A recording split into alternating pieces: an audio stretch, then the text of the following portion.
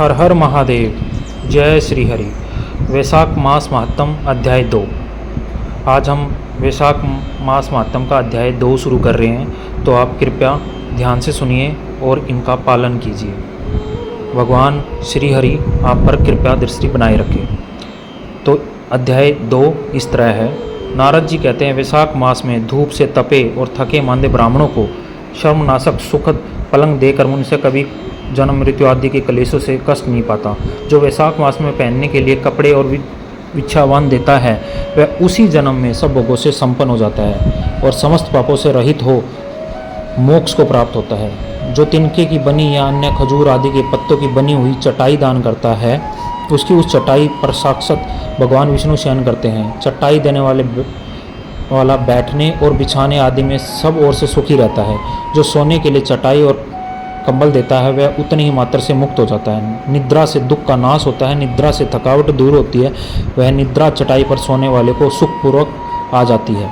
धूप से कष्ट पाए हरा श्रेष्ठ ब्राह्मण को जो सूक्ष्मतर वस्त्र दान करता है, वह पूर्ण आयु और परलोक में उत्तम गति को पाता है। जो पुरुष ब्राह्मण को फूल और रोड़ी देता है, वह लौकिक भोगों का भोग करके मोक्ष को प्राप्त होता है। जो खस कुश और जल से वासित चंदन देता है, वह सब भोगों में देवताओं की सहायता पाता है और उसके पाप और दुख की हानि होकर परमानंद की प्राप्ति होती है।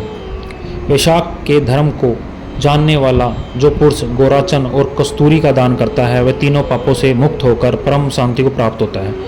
जो विश्रामशाला बनवाकर प्याऊ सहित ब्राह्मण को दान करता है, वह लोगों का अधिपति हो जाता है। जो सड़कों के किनारे बगीचा, पोखरा, कुआं, मंडप बनवाता है, वह धर्मात्मा है। उसे पुत्रों की क्या आवश्यकता है। उत्तम शास्त्र का श्रवण, तीर्थ यात्रा, सत्संग, जलदान, अन्नदान, पीपल का वृक्ष लगाना तथा पुत्र, इन सात को विज्ञ पुरुष संतान मानते हैं। जो वैशाख मास में तापनाशक तक दान करता है, वह इस पृथ्वी पर विद्वान और धनवान होता है।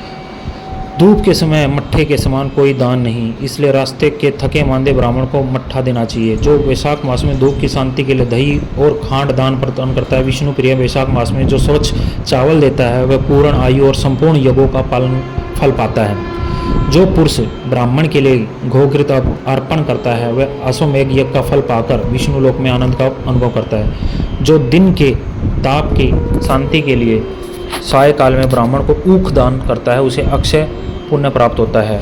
जो वैशाख मास में शाम को ब्राह्मण के लिए फल और शरबत देता है, उसके पितरों को निश्चय अमृत पान का अवसर मिलता है। जो वैशाख के महीने में पके हुए आम के फल के साथ शरबत देता है, उसके सारे पाप निश्चय नष्ट हो जाते हैं। जो वैशाख की अमावस्या को पितरों के उद्देश्य से कस्तूरी, कपूर, बेला और खस की सुगंध से वासित शरबत से भरा हुआ घड़ा दान करता है, वह 96 घड़ा दान करने का पुण्य प्राप्त करता है।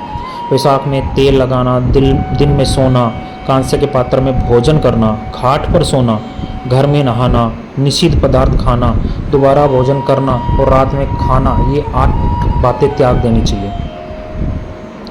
जो वैशाख में व्रत का पालन करने वाला पुरुष पद्म पत्ते में भोजन करता है, वह सब पापों से मुक्त होकर विष्णु लोक में जाता है। जो विष्णु भक्त पुरुष वैशाख मास में नदी स्नान करता है, वह 3 जन्मों के पाप से निश्चय मुक्त हो जाता है। जो प्रातःकाल सूर्योदय के समय किसी समुद्रगामिनी नदी में स्नान करता है, वह 7 जन्मों के पाप से तत्काल छूट जाता है। जो मनुष्य 7 गंगाओं में से किसी में उस काल में स्नान करता है, वह करोड़ों जन्मों में उपार्जित किए हुए पाप से निसंदेह मुक्त हो जाता है। गंगा, गोदावरी, यमुना, सरस्वती, कावेरी, नर्मदा और वेणी, ये 7 गंगाएं कही गई है। वैशाख मास आने पर जो प्रातःकाल बावलियों में स्नान करता है, वह महापातकों का नाश हो जाता है। कंद, मूल, फल, शाक, नमक, गुड़, बेर, पत्थर, जल और तकर जो भी वैशाख में दिया जाए, वह सब अक्षय होता है। ब्रह्मा आदि देवता भी बिना दिए हुए कोई वस्तु नहीं पाते। जो दान से हीन है, वह निर्धन होता है। अंततः सुखी की इच्छा रखने वाले पुरुष को वैशाख मास में अवश्य दान करना चाहिए। सूर्य देव के मेष राशि में स्थित होने पर भगवान विष्णु के उद्देश्य से अवश्य प्रातःकाल स्नान करके भगवान विष्णु की पूजा करनी चाहिए। कोई महिरथ नामक एक राजा था, जो कामनाओं में आसक्त और अजितेंद्रिय था। वह केवल वैशाख स्नान के सुयोग से संवत के वैकुंठ धाम को चला गया। वैशाख मास के देवता भगवान मधुसूदन हैं, अतः वह सफल मास है। वैशाख मास में भगवान की प्रार्थना का मंत्र इस प्रकार है। मधुसूदन देवस्य वैशाखे मेषज्ञे रवो प्रातः स्नानं करियासामि निर्वघ्नं कुरु माधव।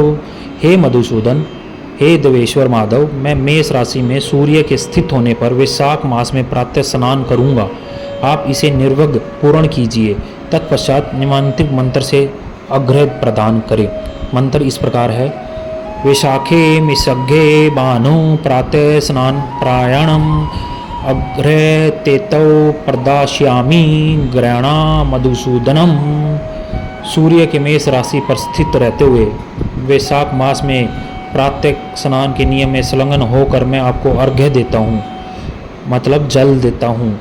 मधुसूदन, इसे ग्रहण कीजिए। इस प्रकार अर्घ्य समर्पण करके स्नान करें।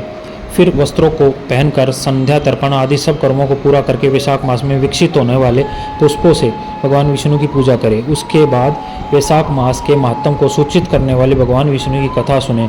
ऐसा करने से कोटि जन्मों के पापों से मुक्त होकर मनुष्य मोक्ष को प्राप्त होता है। यह शरीर अपने अधीन है, जल भी अपने अधीन ही है, साथ ही अपनी जीवा भी अपने वश में है। अंततः इस स्वाधीन शरीर से स्वाधीन जल में स्नान करके स्वाधीन जीवा से हरि इन दो अक्षरों का उच्चारण करें। जो वैशाख मास में तुलसी दल से भगवान विष्णु की पूजा करता है वह विष्णु की सायुज्य मुक्ति को पाता है। अंततः अनेक प्रकार के भक्ति मार्ग से तथा भांति भांति के व्रतों द्वारा भगवान विष्णु की सेवा तथा उनके सगुण और निर्गुण स्वरूप का अनन्य चित्त से ध्यान करना चाहिए। जय श्री हरि, जय जय श्री हरि।